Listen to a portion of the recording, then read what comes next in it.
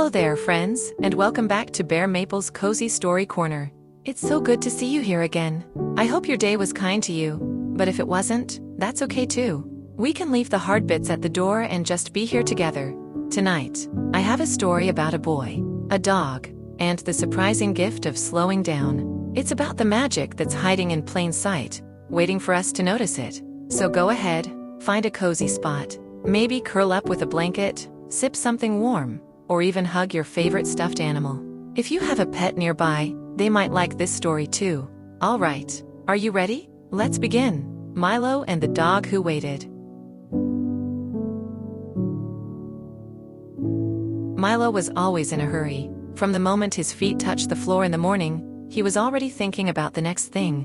At breakfast, he would gulp down cereal so fast he barely tasted the sweetness of the milk. His mom would say, "Slow down, Milo. Chew your food." But Milo would laugh and say, "No time, Mom. I might miss something." On the walk to school, he dashed ahead, skipping cracks in the sidewalk, weaving around slower walkers. He never stopped to notice how the air smelled fresh after a night's rain, or how the morning sun lit up the leaves like stained glass. Mrs. Alonso, their neighbor, always waved from her garden of marigolds. She liked to chat about the weather, the flowers, the little birds that visited. But Milo, he would zoom past with only a quick wave. Milo thought rushing meant living more life. What he didn't know was that it was making him miss more than he realized. One rainy afternoon, Milo was racing home from school, his hood pulled tight over his head. The puddles on the sidewalk splashed up onto his legs. He just wanted to get home and play video games. That's when he saw him. A small muddy dog sat by the park bench. Not wandering, not searching, just sitting. And those eyes. Big brown eyes that seemed to say, "I've been waiting for you." Milo slowed. He almost never slowed. "Hey, buddy, what are you doing here?" he asked. The dog didn't run away, didn't bark. He just wagged his tail once. Milo looked around. No one else was in sight. Milo tried to touch the dog, and the dog stepped forward, pressing a wet nose into Milo's hand. Something about that moment made Milo forget all about hurrying. That night, Milo took the dog home. He washed him with warm, soapy water, and set a little bowl of food in front of him. Milo decided to call him Rusty, because his fur had the color of autumn leaves after the rain. Milo was used to fast. Rusty was the opposite. When Milo threw a ball, Rusty would trot toward it, not run, pausing to sniff a dandelion or inspect a stick before finally picking it up. By the time Rusty brought the ball back, Milo had forgotten he'd even thrown it. When Milo grabbed his shoes for a walk, Rusty didn't leap at the door. He would stretch, long and slow, yawn like he had all the time in the world, then wait for Milo to open the door. At first, it drove Milo crazy. "Rusty, come on. We'll be late." But Rusty just wagged his tail, as if late wasn't a bad thing at all.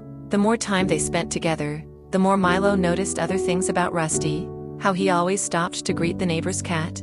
How he would sit perfectly still to watch the clouds. How he didn't seem to mind when the world was quiet. Milo didn't know it yet, but Rusty was already teaching him something important. One sunny Saturday, Milo was determined to get to the ice cream shop before it closed at 4 o'clock. They left the house at 3:30, plenty of time, Milo thought. But Rusty, first, he stopped to greet Mrs. Alonso, who was watering her marigolds. She gave him a biscuit. Then he wagged at the mailman, who gave him a gentle pat on the head. Next, Rusty paused to chase exactly 3 butterflies, never more, never less, before walking on. By the time they reached the shop, the clock read 4:02. Sign hung in the window. Milo groaned. "Rusty, we missed it." Rusty sat beside him and wagged his tail, and that's when Milo noticed.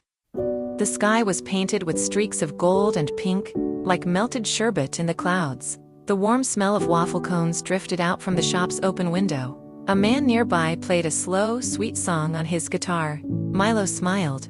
Maybe they hadn't missed everything. After that day, Milo started to change. On the way to school, he began to notice the way the rain made the sidewalk smell fresh. He waved at Mrs. Alonso and even stopped to ask her which flowers bloomed in which season. He took time at recess to lie in the grass and watch the clouds. Sometimes they looked like castles, sometimes like ships, sometimes like dragons. When his grandma told long stories, he didn't tap his foot or glance at the clock. He just listened. And sometimes, he asked her to tell them again. Rusty never gave lectures. He never said, "Slow down." He just lived at his own gentle pace, and somehow, Mylo found himself walking beside him. One quiet evening, Mylo and Rusty sat together on the porch. The air was warm, carrying the gentle scent of grass and the memory of the day. The sky was fading from a sleepy orange to deep, midnight blue, and the first stars were peeking through small, brave lights in the growing dark. Mylo stroked Rusty's fur, his fingers tracing the familiar warmth he'd known for years. "Thanks for teaching me how to wait," he whispered, the words catching softly in his throat. Rusty leaned into him, steady and sure, as if to say he understood without needing to speak. His tail tapped once, a slow, reassuring beat. The world around them seemed to pause, crickets singing somewhere far off, a breeze carrying the soft whisper of the old oak's leaves, the night holding its breath as if it didn't want to interrupt. Even the stars seemed to lean in closer, their quiet light wrapping around the porch like a blanket. Mylo sat without moving, listening to the slow, steady rhythm of Rusty's breathing against his side. Time felt softer here, stretched out like the twilight sky, not rushing anywhere, not asking anything of him. And in that stillness, Mylo understood. Patience wasn't about losing time. It was about finding it, the kind of time that holds you close, the kind that stays in your hands and your heart long after the moment has passed, the kind you carry with you like a gentle secret you never want to forget.